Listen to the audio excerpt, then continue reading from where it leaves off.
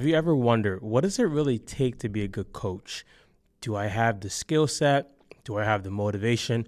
Will people even follow me? If you've asked yourself one of those questions, then this episode is made for you.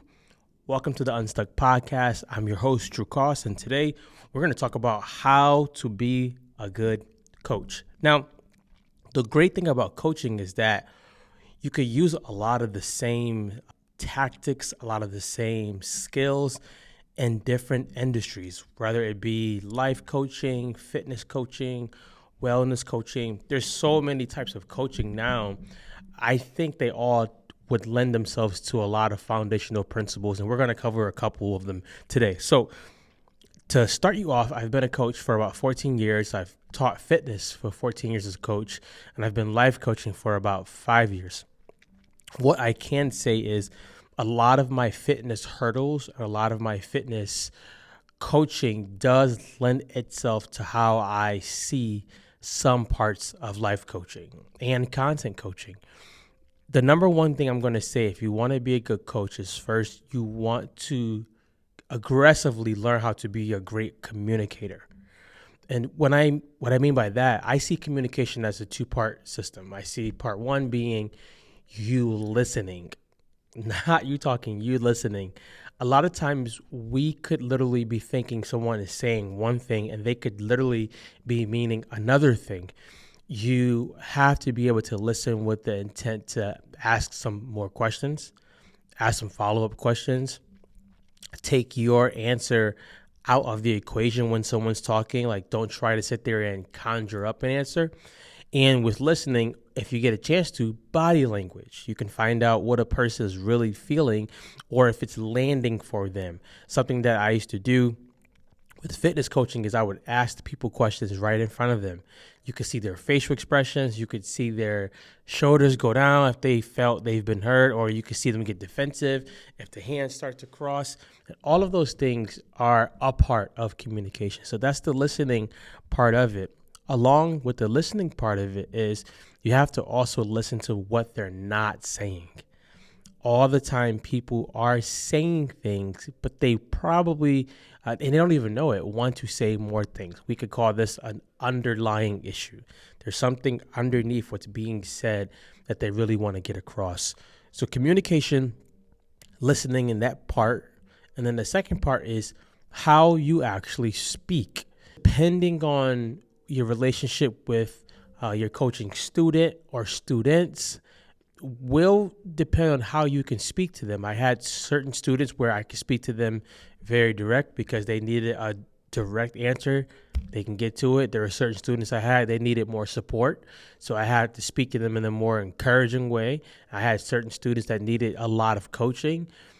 You have to learn how to speak to them to be able to motivate them to keep moving. And if you're like me, I used to say this before, and this was wrong. If I gotta motivate you, I don't want to work with you.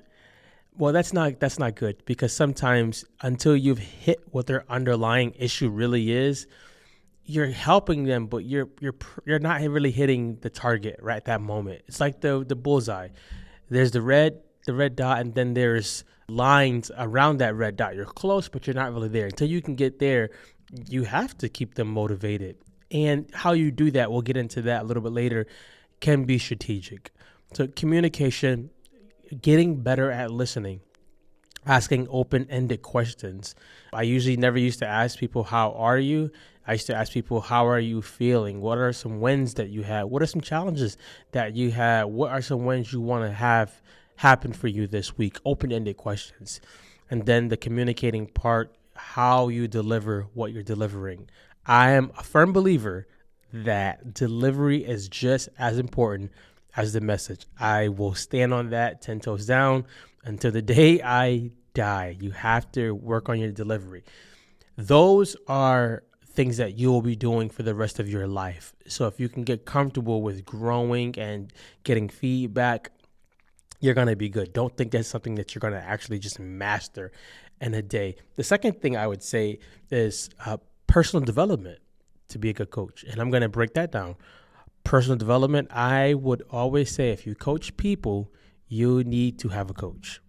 If you're coaching people As one of my coaches would say, in these coaching streets, you need to have a coach. You need to be held accountable. You need to be learning. You need to be listening to somebody who has more information, or somebody who has the ability to move you from A to B consistently. Because as a coach, what you're good at coaching people on isn't necessarily what you're good at doing for yourself. That's usually the case. You could be a great holistic coach, and then you could have bad health because you need a holistic coach. And it doesn't mean you're not a good coach.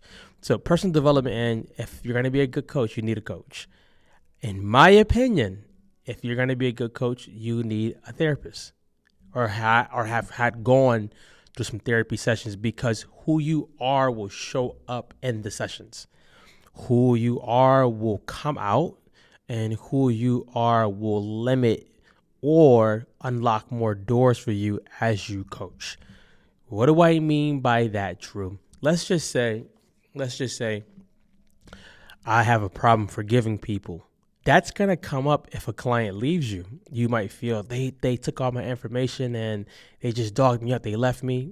No, that's not what happened. They had other things they had to take care of. You won't be able to see that clearly if you have a problem with forgiveness as a coach, because you're going to think everyone just leaves you, or that could be abandonment.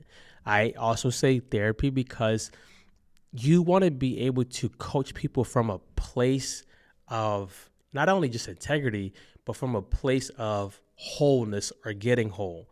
Because when you are getting better and getting whole, you're going to see the world through a whole different light. Trust me on this one. This is something that I wish I knew when I first started coaching. If I knew this when I first started coaching, I honestly believe if I knew this or had a therapist when I first started coaching, my coaching business would have been stronger. I believe my coaching business would have made a lot more impact, a lot more money. And I'm not saying it didn't make impact or money.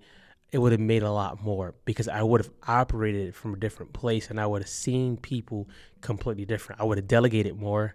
I would have praised more.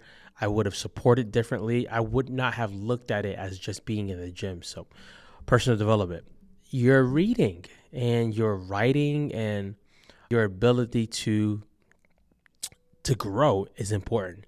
If you're not growing as a person in life, you're going to be really stagnant. So imagine your job is to be leading people and guiding people. If you're not growing, it's going to be very, very difficult to do that.